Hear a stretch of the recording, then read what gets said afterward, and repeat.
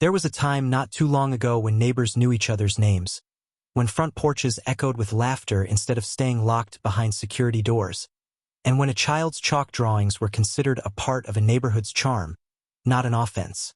I was raised in places like that, communities built on kindness, not control. So when I decided to start fresh in Willowbrook Estates with my daughter, I hoped to find that warmth again. The kind of place where a simple wave still carried meaning. But things are different now. People seem more guarded. Some have mistaken authority for compassion and rules for community. That all became painfully clear on an otherwise ordinary Tuesday. At 3:47 p.m., a 911 call shattered the quiet afternoon. A woman's voice came through dispatch, sharp and breathless, reporting an unaccompanied minor trespassing in the prestigious Willowbrook Estates.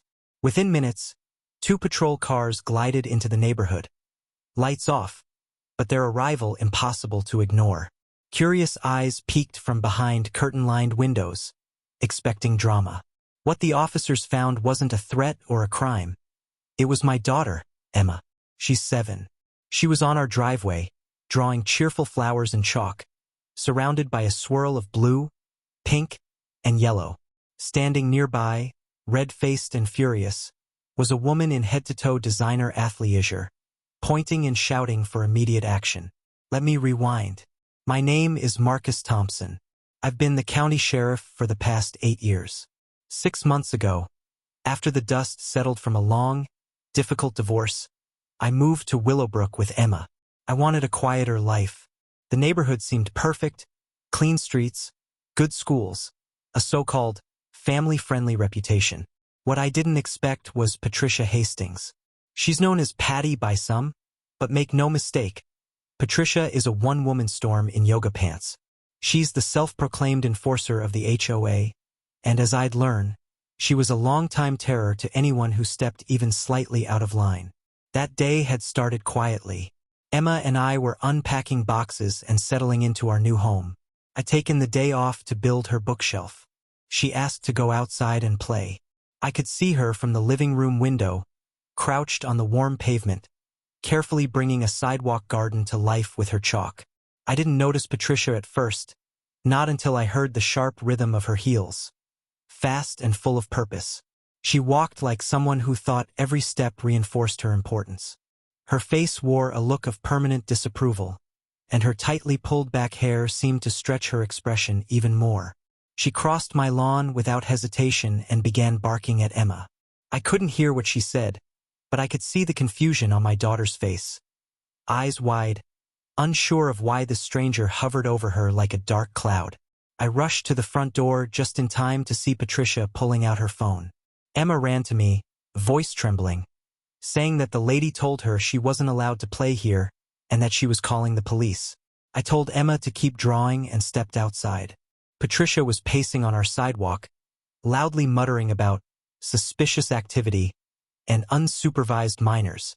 I calmly introduced myself as Emma's father and the homeowner. She didn't flinch. Instead, she launched into some speech about neighborhood bylaws and claimed that kids couldn't be left alone in common areas. Then she rattled off something about Section 12.4. I pointed out, again politely, that our driveway wasn't a common area. But that didn't matter to her. She demanded proof of ownership, HOA registration, even my identification. And then, as if she hadn't crossed enough lines, she began taking pictures of my daughter. That's when I raised my voice and told her to stop. She brushed me off, claiming she was collecting evidence. And just like that, the squad cars rolled in. Deputies Rodriguez and Chun stepped out, calm, measured. I knew them well, they'd both worked under me for years. Patricia didn't notice their expressions. She rushed toward them, breathless, shouting her complaints about trespassing and neglect. Emma stayed seated on the ground, head down, still drawing, trying to disappear from the chaos. Rodriguez saw me, paused, then did a double-take. Recognition dawned in his eyes, followed by disbelief. I held up my badge. Patricia, still mid-rant, hadn't noticed a thing. Rodriguez finally cut in and said, "We'd like to hear from everyone." Patricia squared her shoulders like she was about to win a trophy. She launched into a dramatic speech about her responsibilities, the danger of unsupervised children, and how she was protecting property values. Then Rodriguez turned to me and asked, "Sheriff Thompson, could you share your side?" The moment those words left his mouth, Patricia's world tilted. She froze, eyes wide, skin pale. Her mouth opened, then closed. She started backpedaling, fast. She insisted it was all a misunderstanding, that she was just doing her job. I calmly explained what had actually happened. That Emma had been drawing in front of our own house. That Patricia had harassed her, taken unauthorized photos, and called in a false report. Deputy Chin began writing everything down. Patricia's voice turned frantic. She rambled about rising crime and how she was only being vigilant. I asked her what crime exactly she thought a child with sidewalk chalk was committing. She couldn't answer. More neighbors began gathering, curious, cautious. Mrs. Chun from 2 doors down started recording with her phone.